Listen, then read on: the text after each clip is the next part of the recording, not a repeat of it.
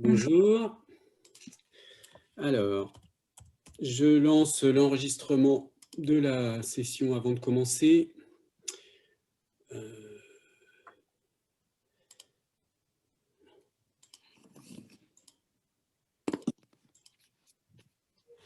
euh, démarrer l'enregistrement. Ok. Voilà. Bien. Bonjour Nuquette. Bonjour à Bonjour. toutes et à tous. Bonjour, cher professeur. Ça va? Attila, oui, ça va, et vous?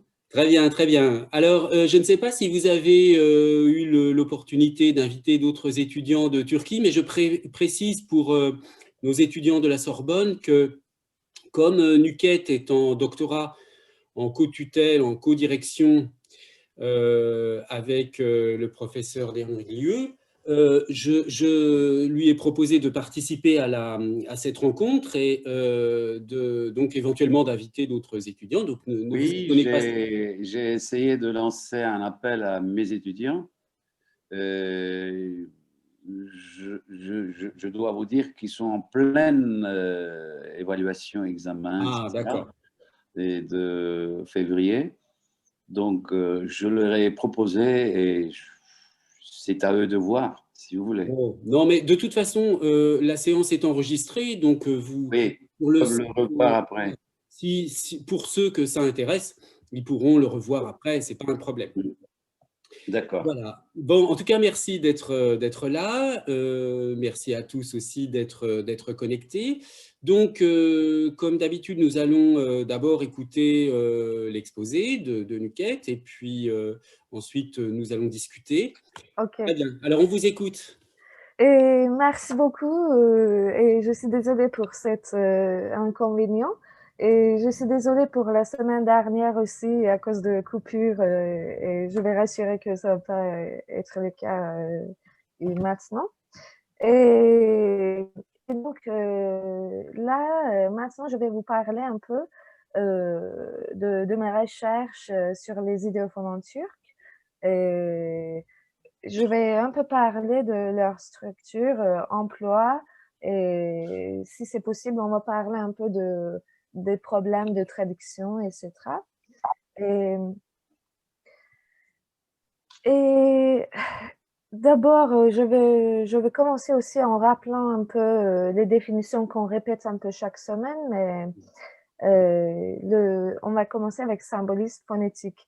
Donc, en disant symbolisme phonétique, nous parlons d'une relation motivée entre le signifiant et le signifié, tout simplement. Et quand on parle de ce concept de la nature du signe linguistique, on pense tout de suite à Saussure, à sa fameuse théorie de voilà, la nature arbitraire du signe. Et pendant longtemps, nous avons vu une polarisation entre ceux qui défendent la nature euh, arbitraire et la nature motivée et naturelle du signe. Et il y a eu ceux qui défendent ça et ceux qui défendent l'autre. Et ça, je pense que avec les dernières expériences et les recherches, c'est devenu un peu démodé. Et, et je veux dire, maintenant, ce qu'on pense plutôt, c'est que et c'est Dingmans qui parle de ça précisément. Pour avoir une langue, nous ne pouvons pas avoir seulement euh, une caractéristique de la nature, mais il faut qu'il soit un peu arbitraire, il faut qu'il y ait une systémacité et il faut avoir une partie iconique aussi. Et, et voilà. Et donc, vous pouvez m'interrompre à n'importe quel moment, j'ai oublié de dire, mais c'est toujours bénéfique et enrichissant les échanges. Et donc, nous avons dit que pour une langue, il faut avoir ces trois qualités qui va faciliter l'apprentissage d'une langue, qui va permettre une flexibilité de l'expression, voilà, qui va donner l'opportunité d'être une langue expressive à une langue. Et ici, nous allons voir un peu ce qu'on parle en disant arbitraire, systématique et iconique. Arbitraire, comme vous voyez ici, nous parlons d'une relation, comme on a dit, un peu voilà, pas motivée. Et après, en parlant de iconicité, nous pouvons voir deux choses dans l'iconicité. Il y a l'iconicité d'image, je crois on dit en français, et qui fait que un peu le cas des onomatopées. Et il y a l'iconicité proportionnelle qui fait penser un peu aux idéophones, parce que comme les onomatopées vont imiter les sons, ça va être plutôt imitatif et un peu plus iconique, voilà, comme on dit. Dans les idéophones, ça va plutôt parler d'une traduction entre les mondes perceptuels, parce que nous allons ressentir quelque chose ou nous allons voir une couleur, ça peut être toutes sortes de sentiments, toutes sortes de perceptions, et nous allons essayer d'expliquer ça vocalement. Donc, il s'agit d'une proportionnalité. Voilà. Et après, systémacité, et ça, ici, comment dire, ça aussi, c'est un point qui facilite beaucoup l'apprentissage des langues naturelles, parce que ça nous aide à reconnaître les classes lexicales, par exemple, où quand on entend un mot, on arrive à le faire appartenir à un certain groupe dans notre langue qu'on connaît. Et cette systémacité est un peu inhérente aux langues. C'est pas quelque chose toujours universel. Il y a des règles intérieures à chaque langue. Et, et ensuite, on va parler de ces termes parce que quand on travaille sur les idéophones, on se trouve sur un phénomène de iconicité. Et il y a une association iconique entre les propriétés sémantiques et la structure phonologique. Et donc, pour définir un peu l'idéophone, c'est M. Dock qui a premièrement introduit ce terme d'idéophone. Et c'est, voilà, c'est une vivid representation of an idea in sound. Et c'est surtout une représentation. Ce mot est important. C'est pas une description. On va parler de ça plutôt un peu plus après. Et, et voilà, ça va représenter les différentes qualités perceptibles. Et Dean fait une définition un peu concentrée qu'on cite ici. Idiophones are marked words depictive of sensory imagery. Et ce qui est important ici, c'est qu'il y a ils sont des formes, ils ont des formes phonologiquement marquantes. On va voir qu'est-ce que ça veut dire ça exactement. Et ils dépictent, ils représentent, et ils représentent des sémantiques particuliers. Et excusez-moi, ici je vois pas très bien. D'accord. Et donc, on a dit il y a trois caractéristiques qui distinguent les idéophones du reste du lexique. C'est leur forme marquante, depiction, et ce qu'ils représentent. Et aussi, il y a leur côté intégration. On va d'abord parler de markedness. Et avec leur forme, on a dit qu'ils se distinguent du lexique prosaïque. Et par exemple, en turc, comment ça va se passer? Et il y a des consonnes en turc, mais on va les voir dans les idéophones, on va les voir qui se trouvent. Et à l'égard de Dingmans, et dans une de leurs articles avec Akita, je pense, et ils disent que ça fait que, comment dire, c'est une sorte, on voit les phonèmes qui se trouvent pas dans le lexique ordinaire, et donc ça comble une gap, et voilà, ça donne une opportunité d'avoir une plus de variété phonétique aux langues. Et donc en turc, ça va se passer comme, voilà, par exemple, il y a l'harmonie vocalique, mais dans les idéophones, on va voir que ça va l'ignorer, par exemple. Ou qu'est-ce qu'on peut dire d'autre? Ils vont être plutôt représentatifs que systématiques. Euh, on va expliquer ça un peu plus après. Et, et après, ce qu'on voit le plus dans leur morphologie et, disons, dans leur phonologie marquante aussi, euh, comme en anglais, en français, comme il y a des mots comme ça plutôt, ce sont des onomatopées. Et ils vont même, voilà, il y aura des allongements ou des réduplications, etc. Et je vais retourner encore à ces pages,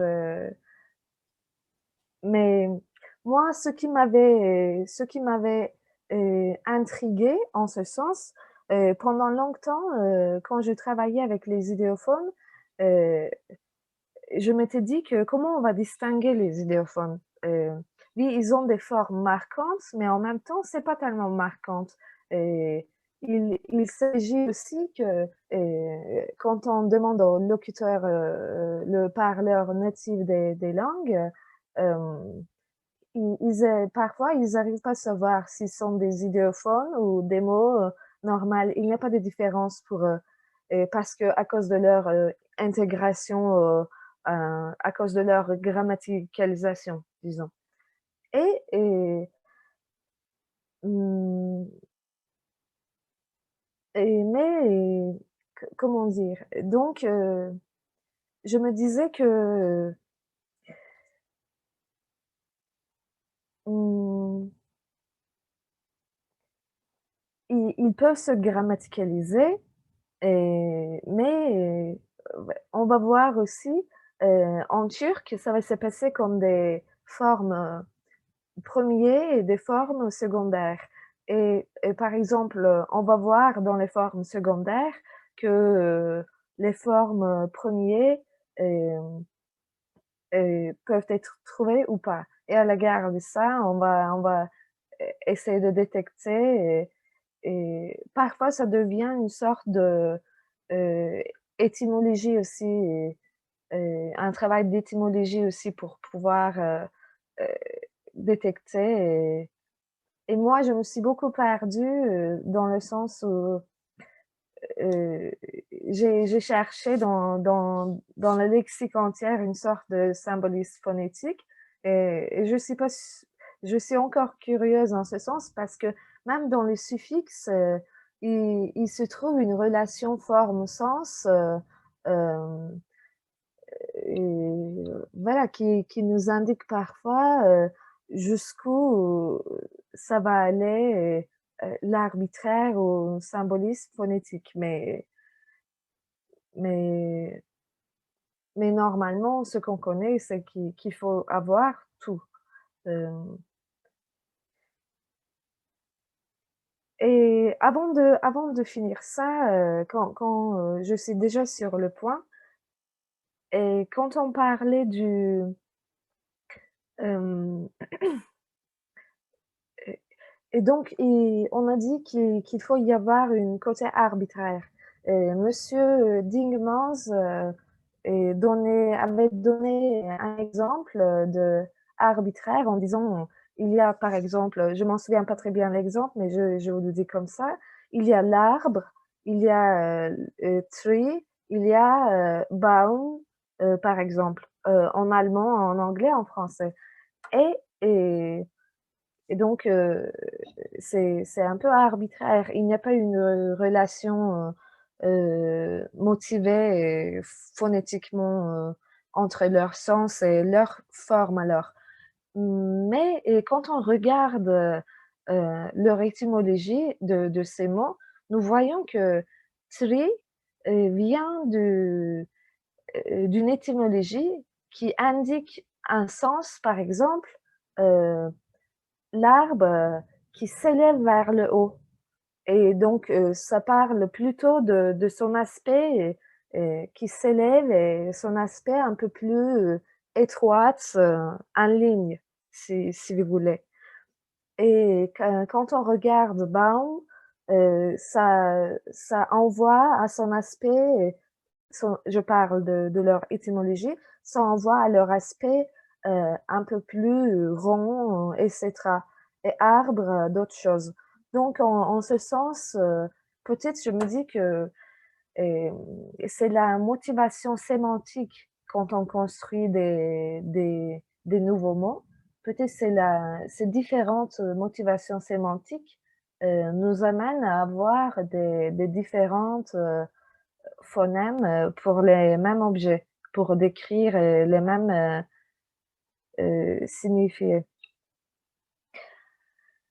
Et je fais un peu compliqué et parce que je vais passer un peu cette partie qui n'est pas trop sur les idéophones turcs, mais qui parle un peu de généralité.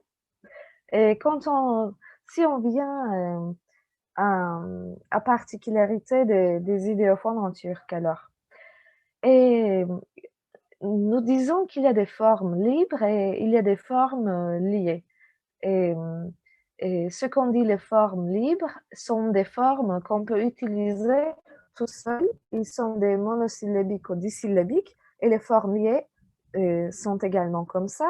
Et ce qu'on appelle les formes libres, on dit aussi les formes premières. Et liées, on dit secondaires. Parce que les formes, pardon, disons comme ça, il y a les formes libres, les formes liées. Les formes libres ont besoin de passer par les morphologies, par des processus morphologiques pour être employés euh, dans une phrase. Et excusez-moi, vraiment, je me suis, j'ai mal expliqué. Mais les formes libres, comme ça indique dans le nom, ils n'ont pas besoin de passer par des processus morphologiques. Les formes liées, par contre, ils ont besoin de passer par ces processus pour être employés. Quand on regarde les formes libres, et ça commence toujours avec des monosyllabes, et on les appelle les formes premières. Et puis, à partir des formes premières, nous avons des syllabes qui se produisent avec par exemple, le chypre ici, qui est monosyllabe, ça va devenir chypre. Et puisqu'ils sont des formes libres, chup et chypre, ça peut être utilisé euh, librement sans avoir besoin d'un processus morphologique. Et quand on passe aux formes liées, les formes premières, ök, be, etc. Par exemple, ök a besoin d'être öksü pour exprimer le coré. Et par exemple, dans le dissyllabique, inil ou ber, ils auront besoin ainsi des suffixes, ils sont des racines, si vous voulez.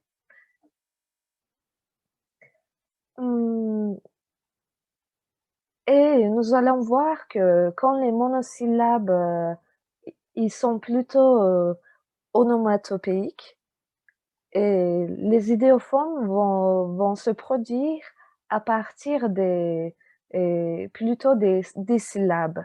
Parce que avec les monosyllabes, on va décrire des bruits plutôt. Il y a des bruits décrits avec des dissyllabes aussi. Mais puisque c'est pas suffisant, on va pas beaucoup faire des idéophones avec des monosyllabes.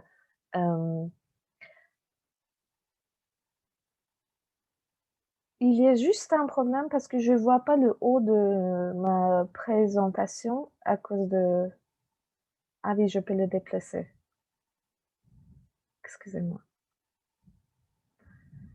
Est-ce que vous avez des questions? Ça va trop vite, incompréhensible un peu? Non, ça va très bien. Simplement, ce serait plus facile pour nous de comprendre si vous donniez des traductions, en fait.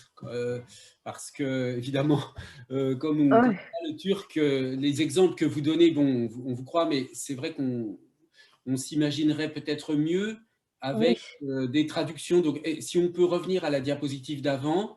je le fais tout de suite. Oui. Voilà. Parce que, et donc, pour les formes, l'opposition, plutôt que dire les formes premières, on peut dire les formes primaires plutôt, hein, les formes primaires et les... Oui, je me suis doutée de ça parce que ça m'a donné une Oui, connotation. voilà. Donc, plutôt forme primaire, forme secondaire. Et puis, donc, est-ce que vous pouvez nous dire un peu comment on traduirait ces différentes formes? Et comme on a dit, par exemple, ah, choup, donc, on peut les traduire un peu. Déjà, ah, ça existe c'est une voilà, ça existe dans toutes les langues. Une Chou, interjection, donc c'est oui, la même interjection que... oui. Mais par exemple, choup, ça veut dire le tomber d'un goutte d'eau. Euh, Mhm. je me dis qu'on l'entend un peu dans le mot de goutte. Euh, mais comment on peut traduire? Il y a beaucoup de questions en ce sens. Oui, Si... non, mais là c'est pas vraiment une traduction, mais vous nous expliquez la forme, en fait, Oui, pour qu'on comprenne. Hein, c'est bien, ça suffit pour chip, donc de dire c'est le d'accord. bruit d'une goutte d'eau qui tombe, quoi. Et En alors, français, on dirait l'équivalent, ce serait plic-ploc ou ploc-ploc, peut-être, quelque chose comme ça, je dirais. oui, peut-être. Et après, alors, Dirt, ça parle de, par exemple, quand on fait un bruit comme ça. Euh, ça fait vraiment un son aigu avec J qui finit avec euh, moi, ça me paraît, je ne sais pas si c'est le cas pour les non-locuteurs, mais par exemple, donc euh, ça fait un bruit voilà, de frapper. Euh, mais il y a des nuances tellement différentes. Par exemple, pat, tac, chat, donc, donc, ça va être tous de frapper, mais ça va changer à l'égard des qualités des voyelles et des consonnes. Je vais essayer de les expliquer plus dans les diaporamas D'accord. suivants. Euh, et après, par exemple, quand on passe aux dissyllabes, tüngür, şaldır, tüngür, cangır, ça va parler ici des actions qui vont produire des bruits un peu plus consécutifs, successifs.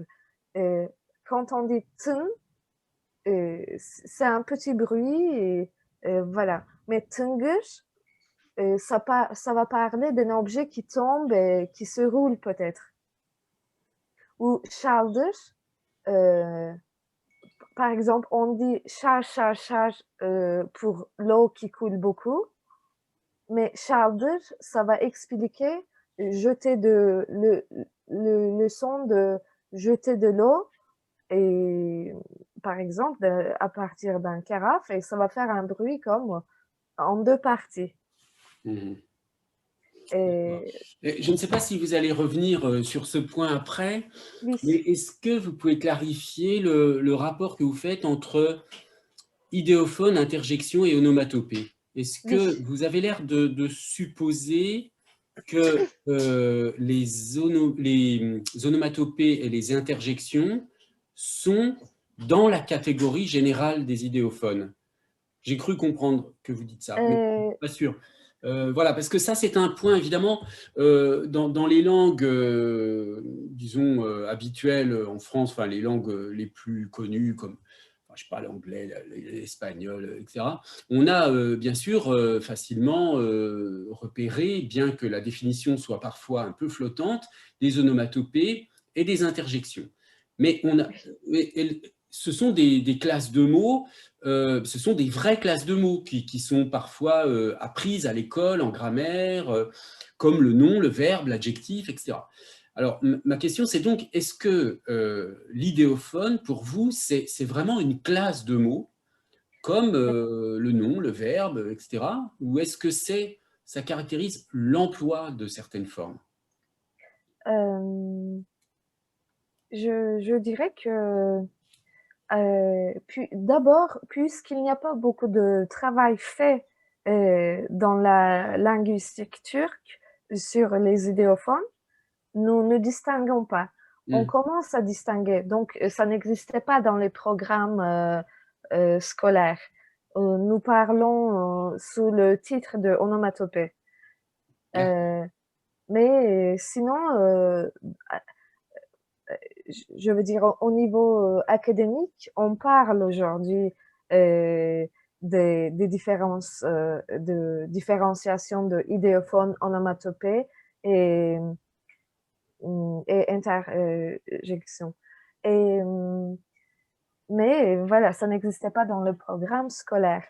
Et comment on distingue en turc, si vous demandez, voilà, les onomatopées vont décrire les sons, pendant que les idéophones vont décrire des sentiments de ce qu'on voit, ce qu'on ressent.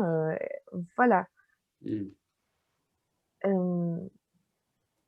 Et après, ici, en vrai, A, c'est pas une interjection, mais c'est en vrai, on dit par exemple ağlamak, ça veut dire pleurer. Et pleurer, ça vient de ce A. Donc, c'est la racine de, comment dire, c'est pas une interjection, c'est le racine d'un onomatopique verbe. D'accord. C'est pas Voilà. l'interjection, donc. Hein. Ici, non, je me suis D'accord. trompée. D'accord, oui. Ok. Et, Ok, ok. et, et on va aller un peu plus dans les détails ici, et ça va aider peut-être qu'il y ait plus de traduction. Et les idéophones en turc ont des radicaux monosyllabiques. Et on a toujours, on a parlé un peu de ça. Par exemple, chung, chang, shir. Voilà, on va voir les exemples. Et c'est moi, ce que j'observe, c'est dans ces premiers syllabes, nous parlons en général, et on décrit un son. Donc, en ce sens, on peut dire que ces monosyllabes sont des onomatopées. Et quand il devient deux syllabes, euh, et avec une connotation, ça devient une sorte de... C'est comme ça que ça devient une idéophone.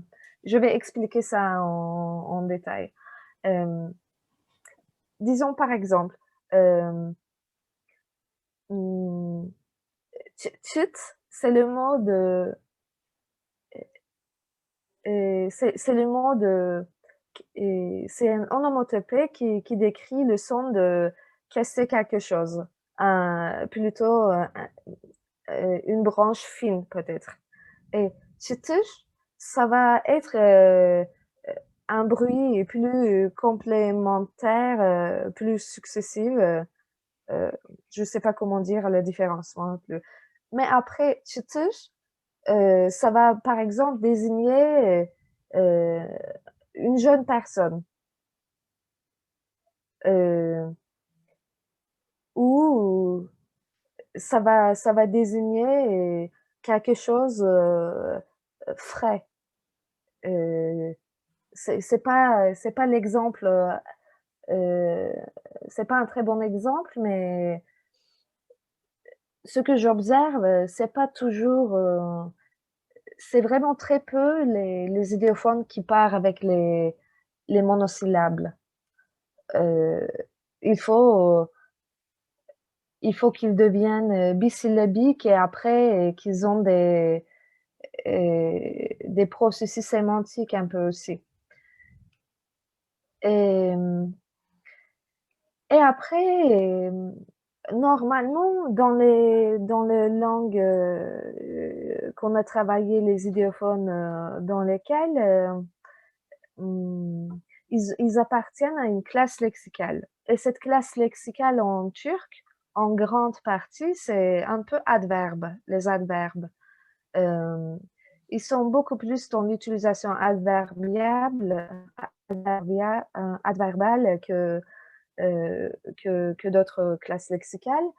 Mais ça, c'est valable pour avant qu'il passe par des processus morphologiques. Là, on va voir comment ça va se passer.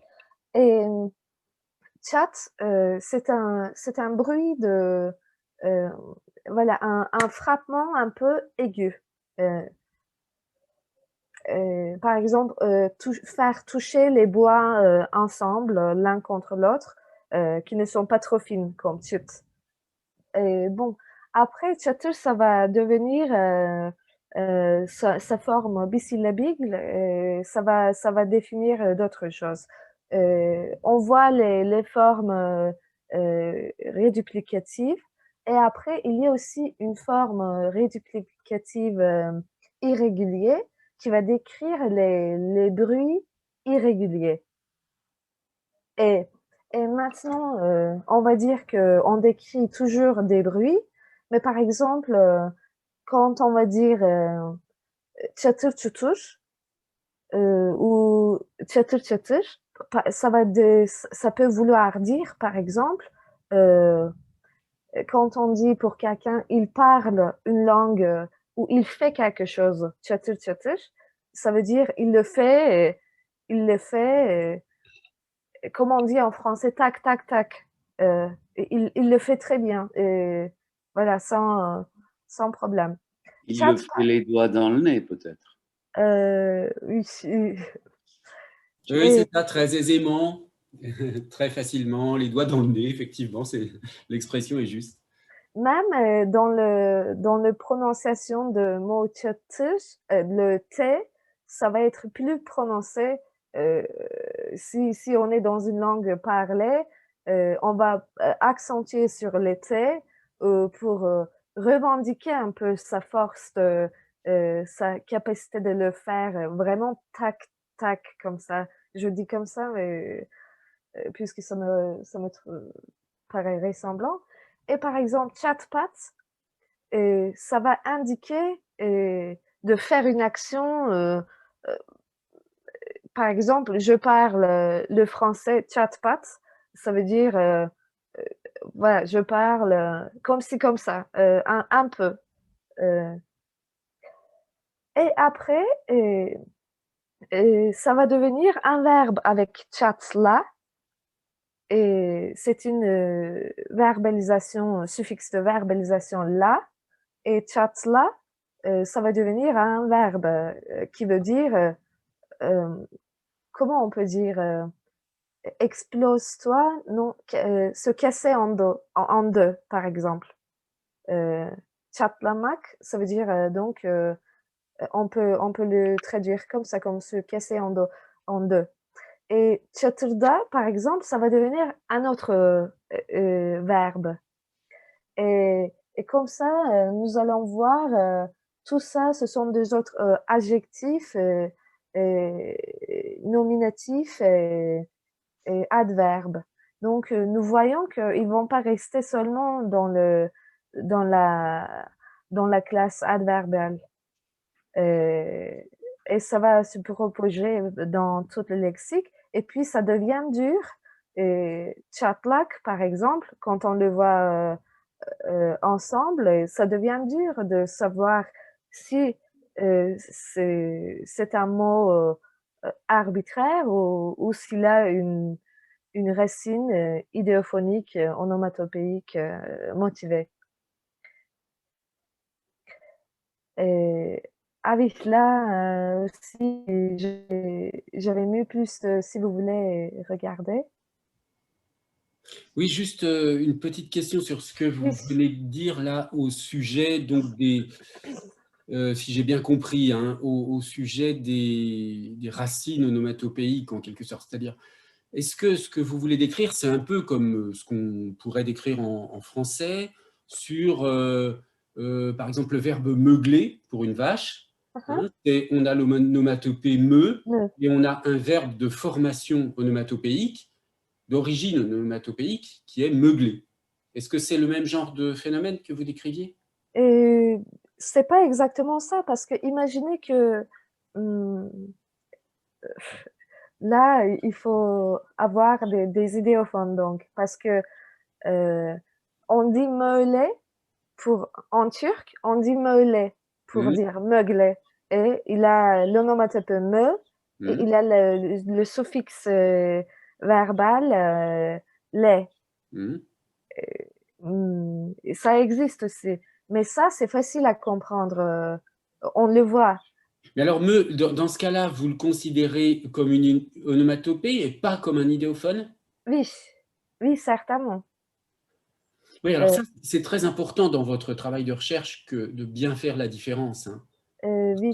C'est compliqué, cette différence, de toute façon, je pense. Hein. Oui, et il n'y a pas beaucoup de... Il y a vraiment presque pas de ressources en ce sens.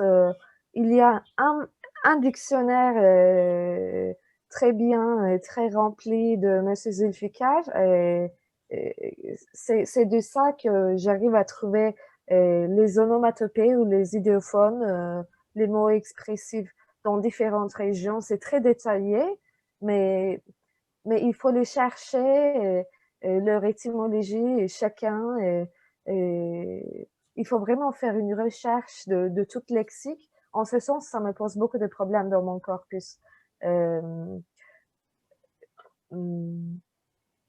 Voilà, il y a vraiment très peu de travail sur le sujet, mais c'est pour ça aussi que c'est intéressant de faire ça. Oui, oui, non, bien sûr, mais évidemment, il faut quand même partir, parce que vous avez dit tout à l'heure que, en gros, les onomatopées servaient plutôt à avoir des référents sonores, mais en réalité, quand vous décrivez les idéophones, ça concerne aussi très souvent les sons. Donc, le problème, c'est que ça va être de choisir une définition et de choisir peu importe, hein, je veux dire, il y a plusieurs solutions possibles, mais il faut se tenir à la solution. Soit on considère que les onomatopées sont un cas particulier, sont à l'intérieur de la catégorie des idéophones, soit on considère qu'il y a des propriétés trop différentes et qu'à ce moment-là, il faut vraiment avoir deux catégories différentes, si on peut bien les distinguer. Ça, je ne sais pas. Peut-être que notre collègue, monsieur Demir, je prononce bien votre nom, pardon, Demircioglu. Demircioğlu, comme s'il y avait un D et J. Ah, Demircioglu. Avec un G adouci, ce qu'on appelle en turc. Bah, vous Demir doublez le O, vous doublez le O précédent pour le bien prononcer. Demircioğlu, comme s'il y avait deux O. Ça veut dire fils de forgeron. D'accord. Demircioglu. Voilà. Demircioğlu. Bah, Je peux poser quelques... Enfin, Oui, oui, allez-y, bien sûr. ben, ce que j'entends entendre, c'est la traduction de ces onomatopées et les idiophones, etc., d'une langue à l'autre, surtout du français en turc, ce qui est notre cas ici. Alors, par exemple, comment on traduirait çatır çatır, il parle l'allemand. Comment vous le traduirez en français, etc. Et ensuite, une petite deuxième question qui s'ensuit. Est-ce que le fait que dans la langue turque, il y a plus de verbes, d'adverbes, d'origine onomatopéique, etc., est-ce que le fait que le turc soit une langue agglutinante joue un rôle de ce nombre de verbes, d'adverbes, d'adjectifs, etc., onomatopéiques ou idiophoniques ou qui viennent d'origine d'interjection? Est-ce qu'on peut dire ça, Nuket?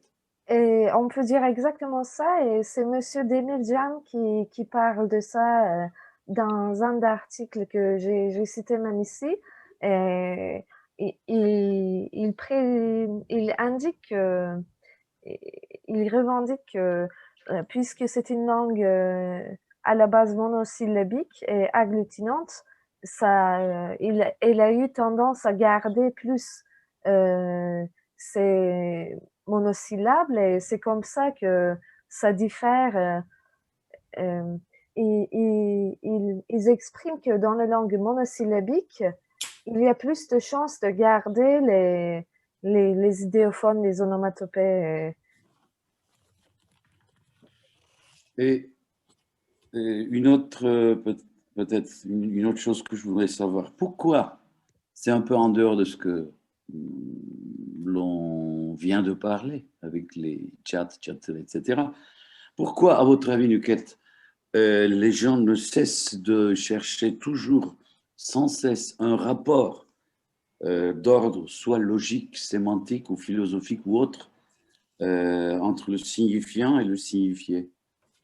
Et par là, croyez-vous que cette vaine recherche de rapport entre le signifiant et le signifié explique le refus immédiat des néologismes sans lesquels une langue finirait par se perdre, car nous savons très bien que la langue change parce qu'elle fonctionne. Oui, voilà, c'est ça que je voudrais... Je veux dire d'abord que l'homme a toujours un besoin et une attirance vers donner un sens à son monde qui l'entoure. Et je pense qu'on ne peut pas s'empêcher de faire ça, surtout. Et, et je me dis que la langue comme un produit de l'humain, et c'est, puisque c'est dans la nature humaine de donner un sens aux choses, ça me paraît dérangeant de voir un produit qui n'a pas de sens. Par exemple, quand vous dénommez les choses, on ne dénomme jamais quelque chose par hasard, ou on fait jamais quelque chose par hasard. C'est devenu un peu personnel et tout, mais moi, je vois un peu comme ça, et je me dis en recherchant ces associations, autant qu'on trouve des associations euh, que fait l'homme dans sa tête avec le monde qui est en dehors, on va avoir on va avoir plus d'accès à l'intellect de l'humain. C'est pour ça que ça m'intéresse. Oui, merci. Oui, si je peux apporter un complément. Il est vrai que pendant longtemps, en tout cas, la linguistique, je ne sais pas trop en Turquie, mais la linguistique européenne, c'est beaucoup installée, c'était ce que disait un peu Nuket au début de son exposé, sur le principe saussurien de l'arbitraire du signe. Et évidemment, il a fallu attendre l'influence de la linguistique cognitive, en particulier, et puis le développement de protocoles expérimentaux pour qu'on montre que les choses sont beaucoup de choses sont moins arbitraires que ce qu'on croyait. Et en effet, il y a une partie de ce qui n'est pas arbitraire vient du fait que spontanément, les humains essaient de mettre de la signification partout. Même on le voit, par exemple, dans le langage des enfants. Vous voyez, en français, par exemple, beaucoup d'enfants, la première fois qu'ils entendent le nom toile d'araignée, hein, une toile pour les araignées, ils disent pas toile d'araignée, ils disent étoile d'araignée. Parce qu'évidemment, pour eux, du coup, c'est motivé. Donc, en fait, c'est vraiment, en dernière instance, il n'y a pas de signification. Bon, il n'y a pas de signification, il y a de l'arbitraire, de toute façon, dans les langues, ça c'est sûr, il y a de l'arbitraire. Mais justement, tout ce qui est... les onomatopées sont réputées pour être typiquement, évidemment, des cas où il y a une ressemblance entre le son et le sens. Et puis, justement, c'est un des aspects de cette recherche sur, je crois, il y a la traduction, bien sûr, extrêmement importante et qui est de toute façon une chose déjà très compliquée. Mais il y a aussi la question de ce qu'évoquent les sons. Et c'est là peut-être qu'on peut travailler la différence entre onomatopée et idéophone. Oui, bien sûr. Peut-être qu'il y a moins de motivation dans les idéophones que dans les onomatopées. Mais si vous dites moins de motivation, cela me fait dire que les onomatopées sont motivées. En partie, oui.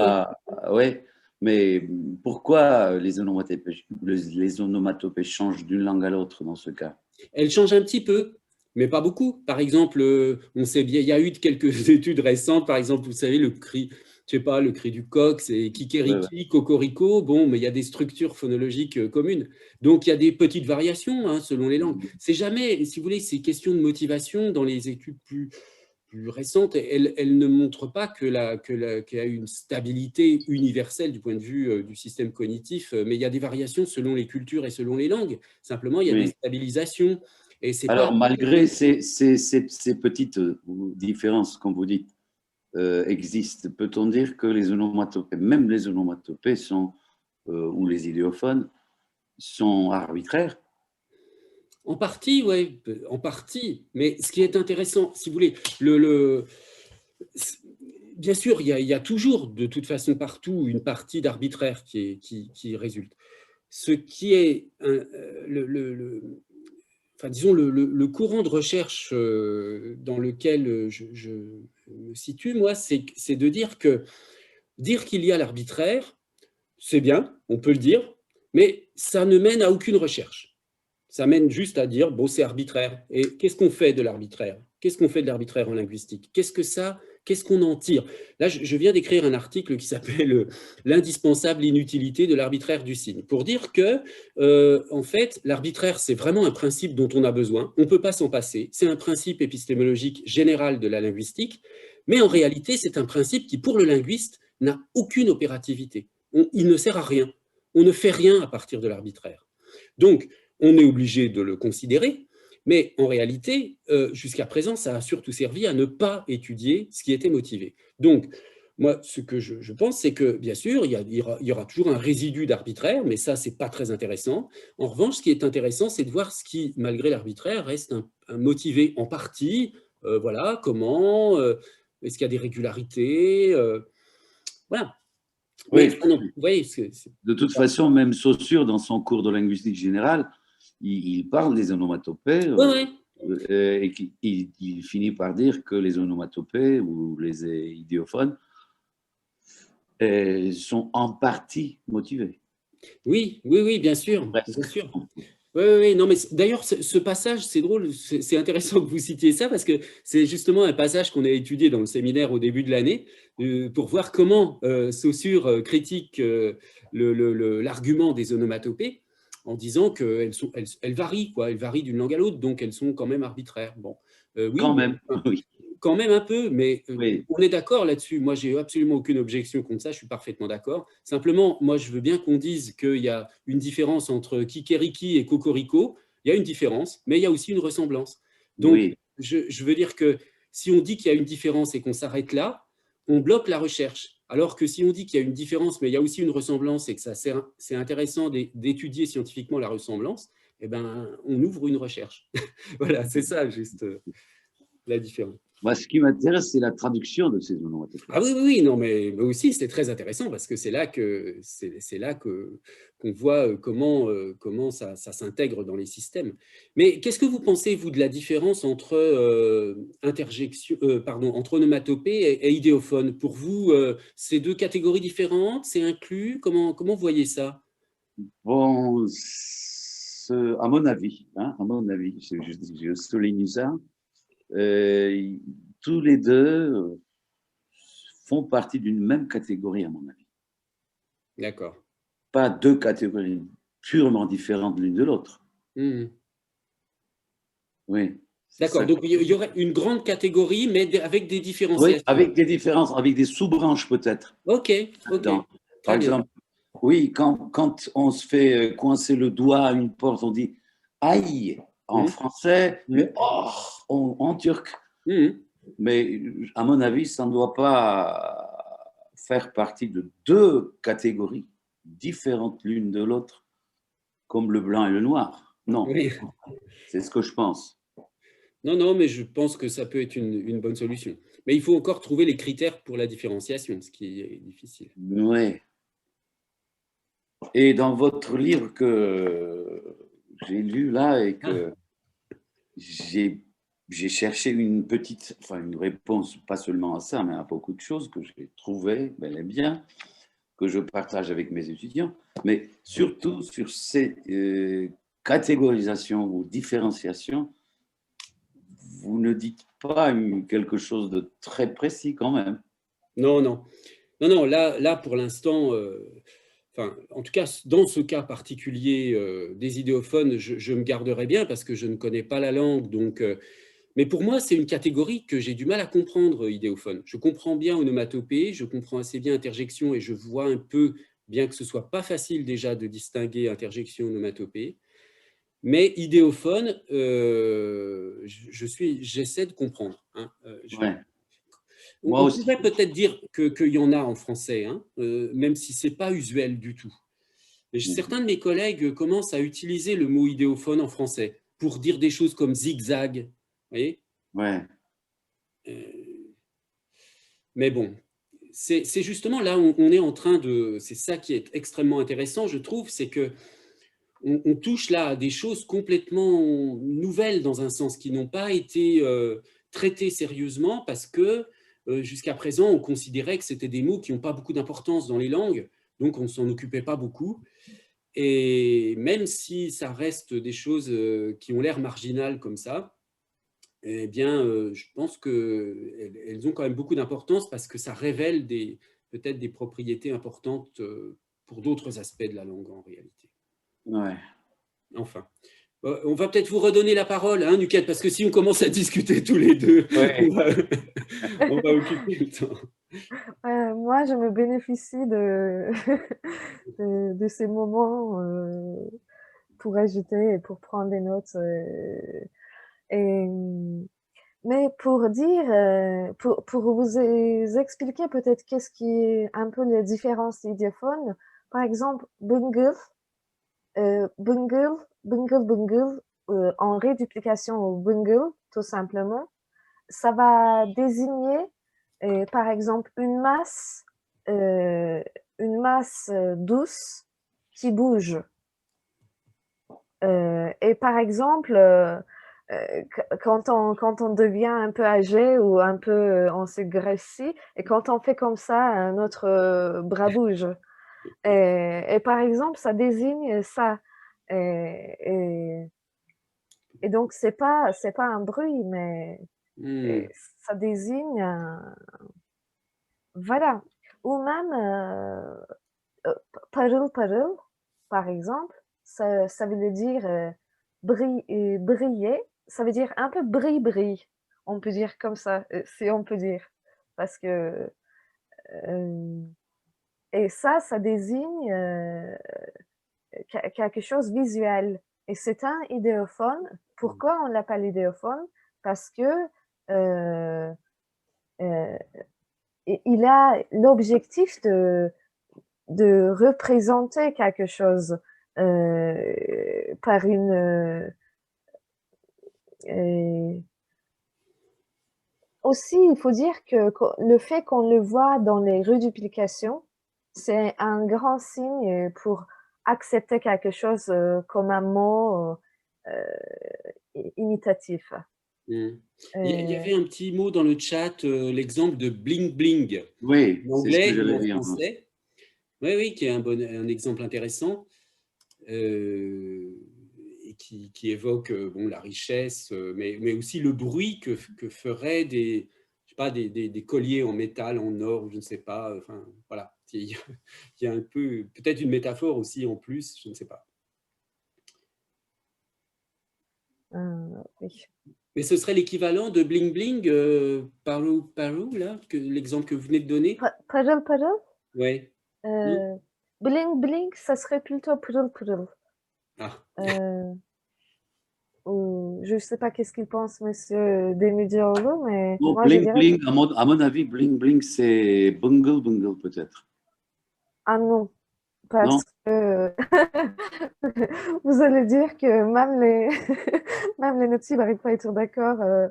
Mais non, bungle bungle, ça parle de comme le mot tomboule, quand on désigne une masse un peu grosse qui bouge, etc. Bling bling, en disant bling bling, en dehors de son sens, le style bling bling, mais si on parle de briller, ce serait, je pense, que puddle puddle, dans le sens où parlamak en turc. Et Chin chin quand on trinque. ah oui, et on dit tchungur tchungur, par exemple, pour les bijoux qui se frottent ou les métals. Ah oui, ben ça fait penser à bling bling. Tchungur tchungur? Ben, le bruit des bijoux Oui, c'est plutôt Ah bling d'accord, bling comme vous dites. d'accord. Mais moi, bling bling, je l'ai pensé comme briller en français. Euh, Non, je pense que euh, ça évoque plutôt les bijoux qui font du bruit, beaucoup de bijoux qui font du bruit ensemble. Enfin, je pense, hein, c'est ah pas... oui, Ah, ça peut être le cas. C'est pour ça peut-être que ça désigne un peu un style Hmm. frappant. Et... D'accord. Et chin chin, c'est le bruit des vers qui... Là, on est dans l'onomatopée. Mais évidemment, ensuite, ça aussi, peut-être que pour la traduction, ça aidera.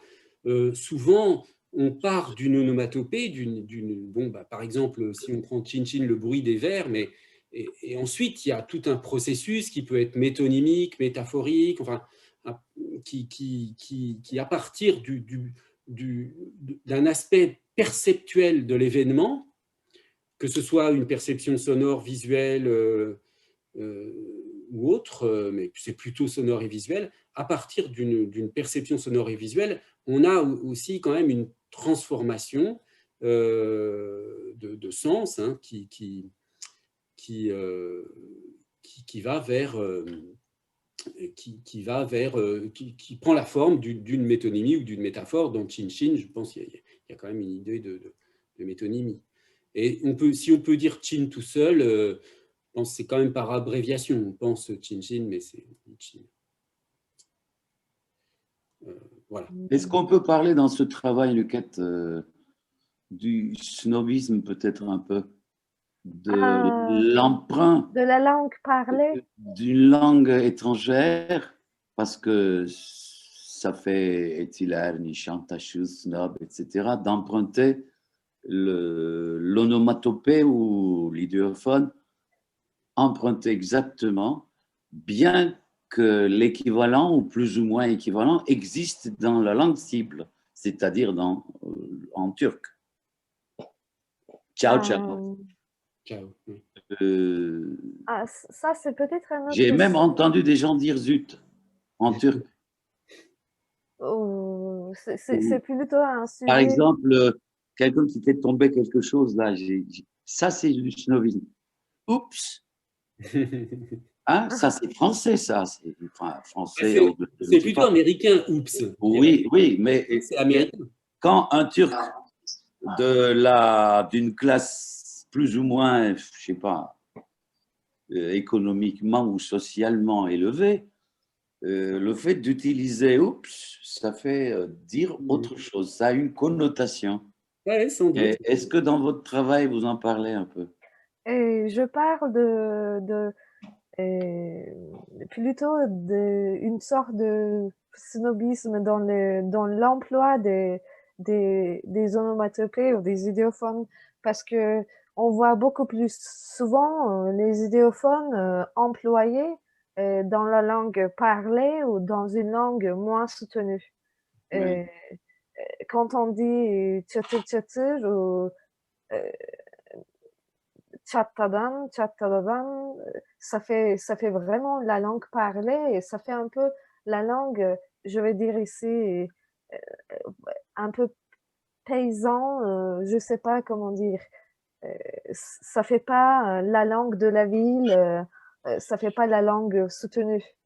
Ouais. Euh, et, et donc, en choisissant les textes, si on choisit par exemple un texte qui va passer à Istanbul dans une belle époque, dans une belle famille, etc., si on a une langue soutenue, il y aura très peu d'idiophones et onomatopées.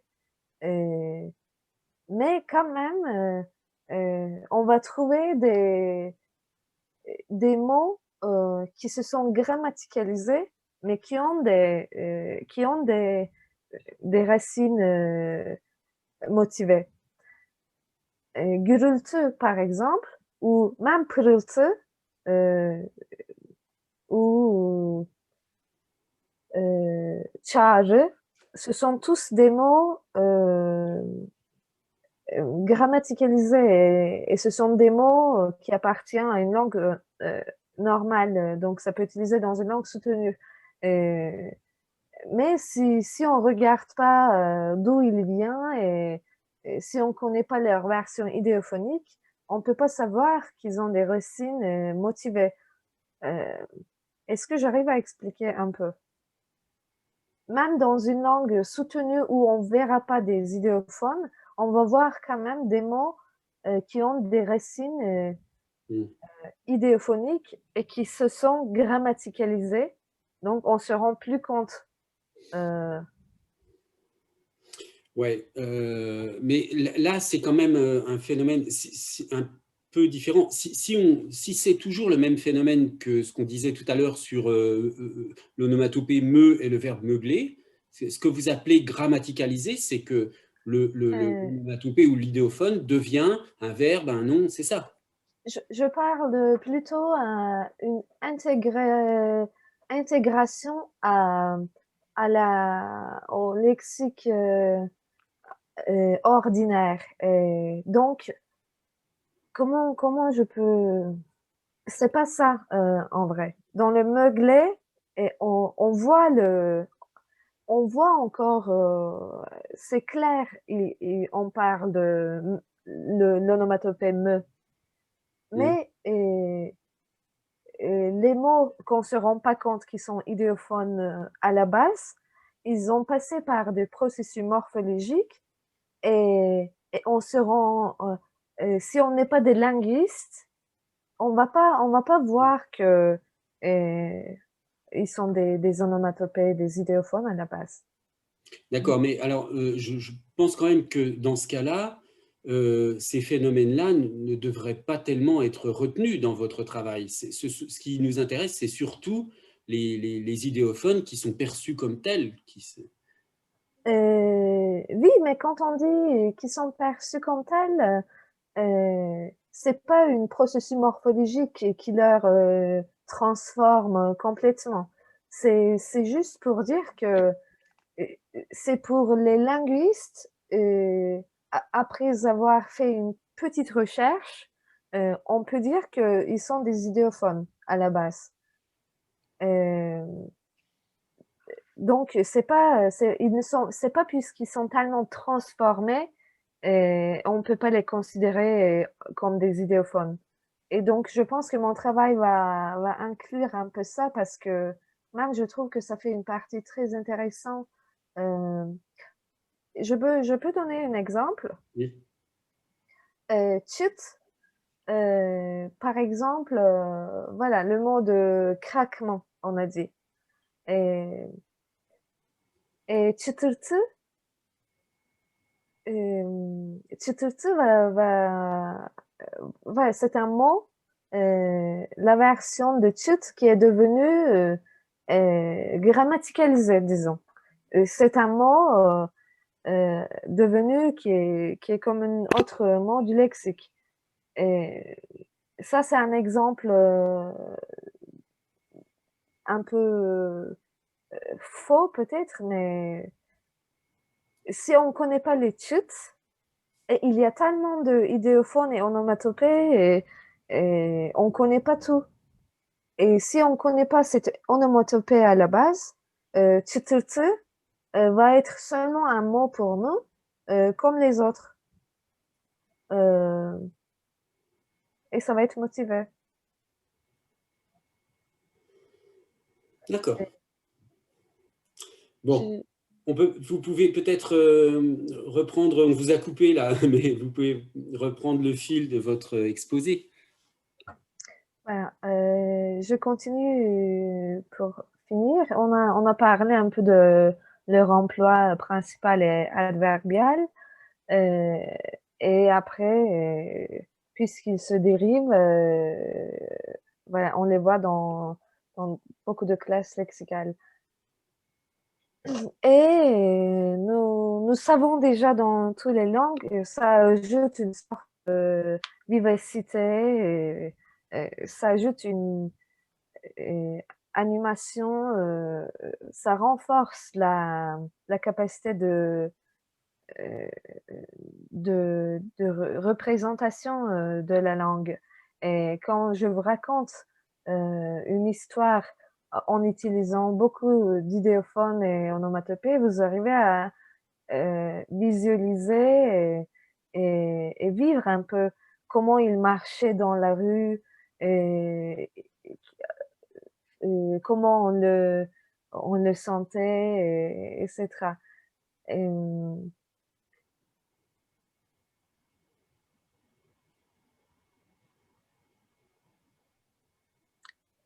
Et, et après, je vais passer aux classifications un peu plus, comment dire, les qualités des phonèmes, et ça va, quand les qualités des phonèmes vont changer, et voilà, les sens aussi vont être influencés de ça. Donc, les distinctions par les voyelles, par les consonnes. Mais avant de passer ça, pour conclure cette partie de qu'est-ce que c'est un idéophone en turc, je veux dire que pour oui, il y a beaucoup de onomatopées, mais il y a des idéophones aussi qui décrivent pas les phénomènes sonores, mais visuels, mouvamental, etc. Et donc, je veux répéter que c'est pas seulement sonore leur description. Et, et après, puisque nous avons une langue agglutinante aussi, et c'est très facilement s'intègre au lexique, et nous voyons qu'ils ne sont pas seulement adverbiales, et ils se trouvent dans beaucoup de fonctions. Ils deviennent des noms, ils deviennent des verbes. Et, et voilà. Et vous avez des points que non, c'est autant que je peux, c'est clair jusqu'ici. Oui. Et après, là, il y a des choses qui sont un peu plus générales pour chaque langue pour toutes les langues qui ont des idéophones. Voilà. Et les voyelles, autant que les voyelles sont ouvertes, nous parlons d'une distinction.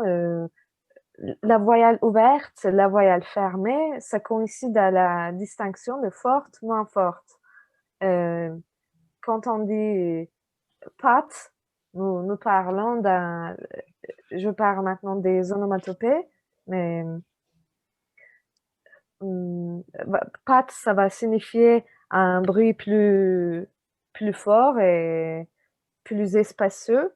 Et par exemple, put, ça va signifier un très petit bruit.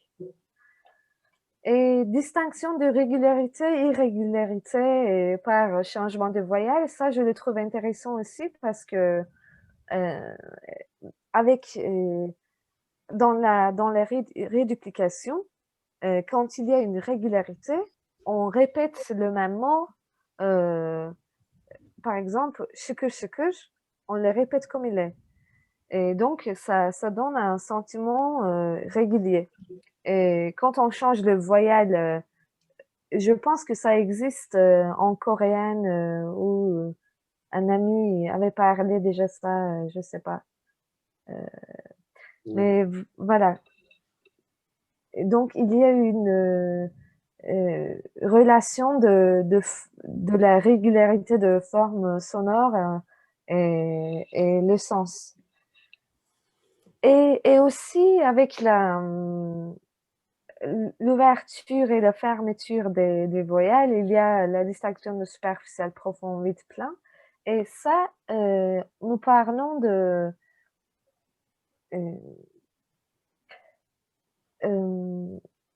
voilà, plutôt, ça part d'une autre qualité des voyelles. Et, par exemple, talk va parler de... ou disons Bosch va parler de vide avec une voyelle arrondie et O. Et, mais comment dire, ça va être inverse quand on parle de quelque chose plus superficiel. Ça serait pas arrondi. Et avec les voyelles, on donne en général ces qualités. Ce sont très, comment dire, j'ai pas beaucoup pu entrer dans les détails ici.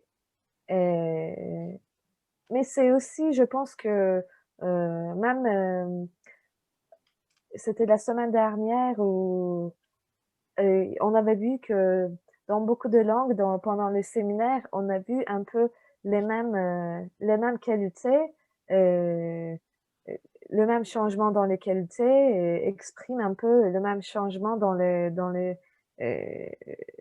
sémantiques. Et voilà. Et ici, nous voyons les consonnes, bilabiales, et ils vont beaucoup être utilisés pour exprimer les bruits de bouche, les bruits des animaux, plutôt les bruits animaux et humains. Et après, en parlant des idéophones, comment dire, les consonnes dans les idéophones, ça va être plutôt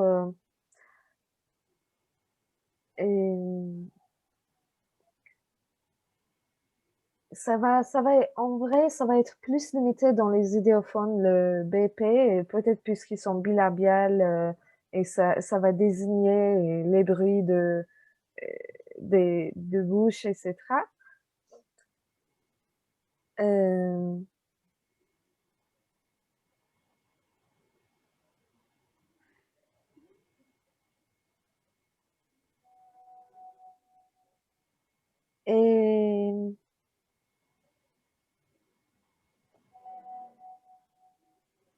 Et aussi, ce qui est intéressant ici, c'est une catégorie qu'on ne trouve pas beaucoup dans l'initiale des syllabes du lexique, mais avec les onomatopées, on en trouve, comme vous le voyez, et, et ça permet un peu à la langue d'avoir combler ce qu'on n'a pas et de pouvoir exprimer ses sons et ses idées. Et,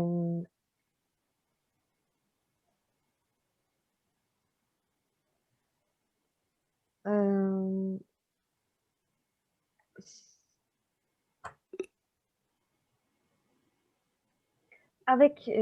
avec ces sons de J et Che, on les appelle, on exprime plutôt des petitesses et ça exprime plutôt une petitesse dans le sens, une diminution voilà. Je l'explique comme ça, mais je vois maintenant que c'est vraiment incompréhensible sans avoir des exemples et je pensais que ça allait être clair, mais en tout cas, moi, ce que je trouve, ce que j'ai observé, et les consonnes, ça arrive qu'ils peuvent changer avec, avec le temps ou à cause des accents différents. Ou ils peuvent se transformer et on a l'impression que ce qui est important, c'est, par exemple, pour dire Patildak, nous allons voir que ça va devenir Patildak ou ça va devenir d'autres choses après dans d'autres régions. Mais ce qui est important, c'est de garder euh, cette carte de sonorité, cette graphique de sonorité et, et donc je me dis que peut-être il n'y a pas tellement d'influence des consonnes dans la description, mais c'est plus les structures euh, qui nous, qui nous, qui nous représentent un peu les idées. Et je pense que c'est un peu ça ce que je veux dire en général. Et en revenant, et c'est un sujet très, très vaste encore et je me sens vraiment en train d'apprendre chaque moment de nouvelles choses et, et voilà. Très bien. Vous avez terminé là? Oui, D'accord. Merci beaucoup hein, pour votre exposé. Alors, bon, la fin était quand même un petit peu moins claire puisque vous aviez moins d'exemples, donc bon, enfin, ouais, c'est pas grave. Je comprends bien que pour l'instant, vous avez surtout exploré la notion d'idéophone, vous avez essayé de vous familiariser avec tout ça. C'est un préalable évidemment indispensable, mais vous vous souvenez que l'objectif de la recherche, c'est quand même de travailler sur les traductions et donc de trouver des textes. Donc tout à oui, l'heure, vous disiez on aurait du mal à trouver des idéophones dans des textes qui parleraient enfin, qui ne renverraient qu'à un langage très soutenu, soigné, etc. Est-ce que vous avez déjà des idées d'ouvrages, corpus. ouais, enfin de livres qui existent peut-être en traduction française ou alors Mm, je ne sais pas, est-ce que vous avez déjà des idées sur la méthode, sur les livres que vous allez utiliser comme... oui, et il y a deux choses. D'abord, il y a l'idée de utiliser la littérature moderne et beaucoup de œuvres principales sont traduites en français et en anglais aussi. Et il n'y a pas de problème en ça, mais euh, soit on peut chercher des textes où on va certainement trouver beaucoup d'idéophones beaucoup de onomatopées, soit on va Moi, je me dis, il faut montrer un peu les textes où il y a, je veux dire, je me dis que c'est mieux de utiliser, par exemple, la littérature moderne, tout simplement pour dire comment ça se passe dans la langue parlée quotidien et actuelle. Et parce que sinon, ça va devenir une sorte de dictionnaire et je sais pas si vous voyez. Oui. Et, Non, mais avant ça, ça me paraît vraiment dur de comment dire, je vis un problème dans pour avoir un corpus total de ouais. idéophones, onomatopées, parce qu'il n'y Non, a mais, pas de ressources écoutez, comme moi, ça. ouais, ouais, je comprends. Alors, moi, il faudrait là, peut-être qu'on en discute avec votre professeur, mais euh, à mon avis, avant de constituer un corpus complet, il faudrait faire un choix avec un livre. Il faudrait tester vos hypothèses et tester le Ouais, travail sur un livre. Pourquoi pas un livre de littérature contemporaine qui comprendrait quand même un nombre d'idéophones ou d'onomatopées suffisant. Donc, il faut quand même le choisir astucieusement. Et vous regardez Euh, comment c'est ouais. traduit en anglais ou en français et là, avec un exemple concret, parce que vous voyez, par exemple, pour votre exposé, là, enfin, pour un futur exposé, si vous avez des exemples tirés d'un roman, avec des extraits des de passages, on traduction. comprendra beaucoup mieux pour les gens qui sont pas enfin, qui parlent pas le turc et qui le comprennent pas. On comprendra beaucoup mieux le sens de l'idéophone, etc. Qu'est-ce qu'on trouve comme équivalent, ou est-ce que c'est traduit par une onomatopée, une autre onomatopée, enfin, j'en sais rien. Donc, moi, je pense que, enfin, mais je laisserai ensuite la parole au professeur Demircioglu, mais à mon avis, ce serait bien d'essayer. Là, c'est normal que vous ayez, je veux dire, passé du temps à essayer de comprendre la notion, d'explorer un petit peu la dimension de symbolisme phonétique dans tout ça. Maintenant, essayez de l'appliquer au moins sur un texte précis pour voir des cas par cas et analyser. Voilà. Ça, c'est mon avis, hein, mais on peut discuter, bien sûr. Oui, oui, mais je sais, c'est toujours bien d'avoir des bases concrètes aussi, parce que je me suis beaucoup perdue Mais pour... oui, ça se sent un petit peu. Donc, c'est pour ça que je pense que vous auriez tout intérêt. C'est bien d'avoir fait cette étape, mais je pense, moi, que vous avez besoin, là, maintenant, à ce stade, d'appliquer tout ça sur un exemple concret. Qu'est-ce que vous en pensez, chers collègues? Oui, c'est ce que j'allais proposer un livre, Ah, bah en plus, très un bien. livre, un roman d'un Turc qui vit en Allemagne, enfin en France, mais d'origine kurde, dont les parents vivent en Allemagne. Je ne sais pas si vous le voyez, ce livre. Grand, ouais, Grand frère. grand frère. Oui, c'est Mahir Güven qui a Oui, écrit ce roman et qui a pris le concours du premier roman. Alors, dans un des interviews qu'on a fait avec lui, c'est un livre très intéressant. Il disait pour son œuvre que le personnage principal de ce livre est la langue. Ah, bah oui, très intéressant. C'est-à-dire, comme il utilise des onomatopées, des équivalents en français, il donne des équivalents en français. Il l'a écrit en français, pas en turc. Donc, et à la fin, il a mis un petit glossaire où il explique certains onomatopées qu'il a inventés. Donc, de là, je voudrais poser à M. Monneret, si on cherche vraiment des équivalences entre les onomatopées, idéophones, etc., est-ce qu'on a le droit, enfin, en tant qu'écrivain ou traducteur, d'inventer des onomatopées? Bah oui, oui. Oui. Moi, je pense Donc, que le linguiste, il observe.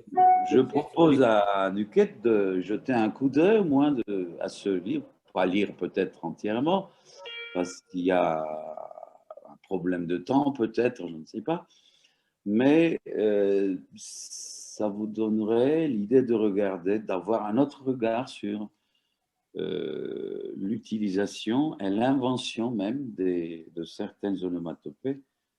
On dit que c'est un livre très intéressant. Mais oui, mais Comme roman déjà, et comme, je ne sais pas, un livre ouais. auquel on peut avoir recours pour votre thèse, à votre sujet. Mais oui, mais alors, est-ce qu'il a été traduit en turc? Non, pas encore. Pas encore. Et en été, si j'ai le temps, j'essaie de le traduire. Ah bah voilà, excellent. Non, mais alors, c'est extrêmement intéressant cet exemple, parce que si en effet, on voit, si je vous ai bien compris, c'est ça, on pourrait voir un peu l'influence de la langue turque dans la présence de nombreuses onomatopées et idéophones, Oui, etc. Eh oui, oui, oui, oui, c'est exactement ça. extrêmement intéressant. Extrêmement intéressant. Et alors, cet auteur, il a écrit en turc aussi? D'autres livres? Non, non, il écrit toujours en français. D'accord, d'accord. Ok. Un français du quotidien, des rues, Ouais, de tous ouais, les jours, mais il joue avec les mots, les onomatopées, voilà, exactement. très bien. Ah Les ben, je ne le connaissais idéophones, pas, vous voyez, hein, etc. je ne connaissais pas du tout cet auteur. Et est-ce que d'autres romans qu'il a écrits avant auraient été, eux, traduits en turc? Non, c'est son premier roman. Avant, il écrivait des scénarios de films. Ah d'accord, ok, ok. Hmm. Bon, ben, merci pour cet exemple hein, qui me paraît aussi très intéressant. Mais il faudrait quand même aussi trouver un exemple de roman écrit en turc pour traduire en Oui, français et qui soit traduit. Et effectivement, si on oui, peut pour les trouver comparer. Oui, oui. un roman turc qui ait un peu cette caractéristique de parler de personnages des rues, comme on dit, et qui aurait ce langage bon, avec pas mal d'idéophones, ce serait bien. Mais alors moi, Je vais me mettre enfin, avec Nuket, bien sûr, à la quête d'un ouais, roman traduit très bien. en français, un roman turc. Voilà. D'accord. Alors, est-ce que peut-être il y a des questions, des remarques des étudiants qui sont présents?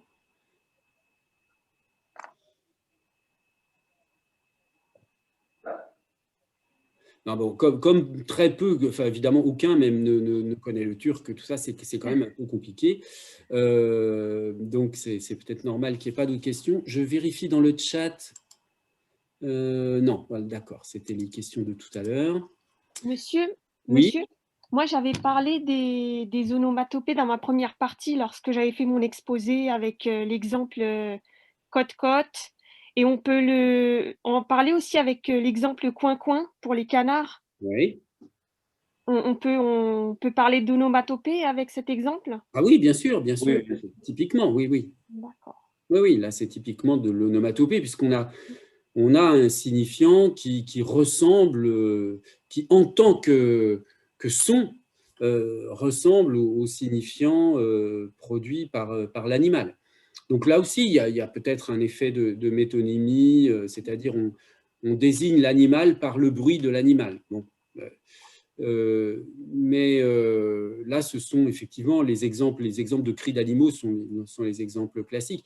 C'est vrai que parfois, on a du mal, j'ai l'impression, dans les idéophones, alors certains désignent quand même des sons, hein, mais pas tous. On a bien vu ça, à la limite, on pourrait, si on veut, mais c'est un peu artificiel peut-être, dire qu'il y a onomatopée si l'idéophone a un référent, enfin, est basé sur l'imitation d'un son.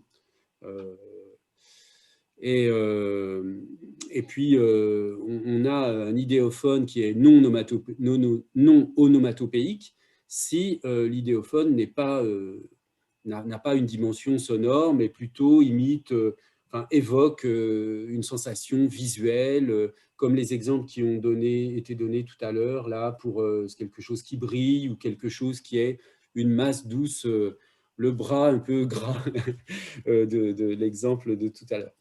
Donc, mais bon, il y a d'un côté, en effet, le problème un peu purement linguistique, purement théorique de définir, et c'est important dans la thèse, hein, de définir bien les catégories, les notions. Vous avez de bonnes, on ne l'a pas dit, mais les références bibliographiques que vous avez utilisées sont très bonnes, hein. Je veux dire, bon, on sait bien que Dingemans c'est un bon spécialiste récent de la question. Il y en a quelques autres, mais il publie beaucoup, donc c'est une bonne base de réflexion. En plus, c'est quelqu'un d'assez ouvert, donc il critique aussi d'autres approches, il intègre d'autres approches, donc c'est un auteur intéressant comme Oui, base de travail. Mais ce n'est pas forcément toujours très clair chez lui non plus, cette distinction. oui, En gros, idéophone, onomatopée, interjection. Voilà. Il faut réussir à clarifier un petit peu les différences, si c'est possible.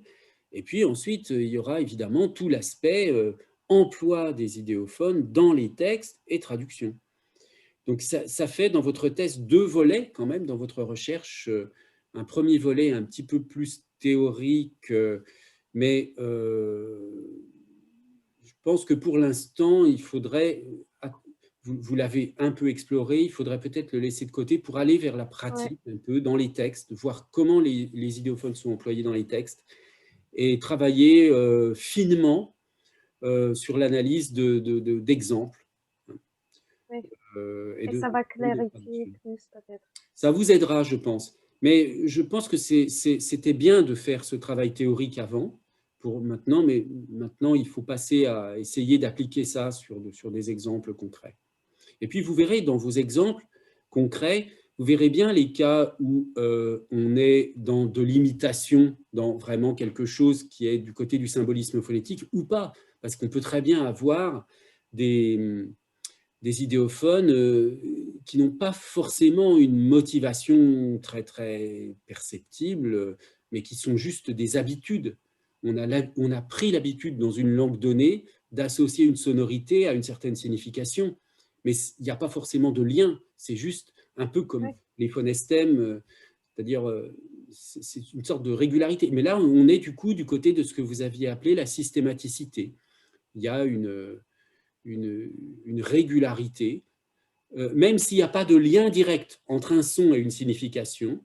On a pris l'habitude, dans une langue donnée par exemple, de désigner régulièrement certaines significations par certains sons. Vous voyez, c'est ça la chose un petit peu, la différence un peu subtile qu'il peut y avoir entre la ressemblance directe et puis la ressemblance par systématicité en quelque sorte. Voilà. Alors, il y avait d'autres exemples qui avaient été donnés. Hachu, ah oui, oui, pour pour la douleur, hein, le lien direct. Oui, alors, c'est vrai que dans la notion, merci hein, Sabrina pour ces exemples, donc dans le livre de Oala et ses collaborateurs sur le symbolisme phonétique, il y a ces exemples du symbolisme phonétique corporel hein, dans leur classification en 4 grandes parties du symbolisme phonétique qui correspond donc au lien le plus direct qu'il peut y avoir entre un son et une signification. Voilà, une douleur qui produit le son I, out. Bon, on a toujours, même si, là encore, hein, même s'il y a des différences entre les langues, si c'est ouch, ao, o, I, il y a toujours une ouverture au départ. Enfin, je veux dire, il y a quand même de grandes similarités d'une langue à l'autre dans la production du son qui correspond à une douleur. Bon. En général, il y a une grande ouverture vocalique suivie d'une fermeture. Il y a A, O. Et bon. Voilà.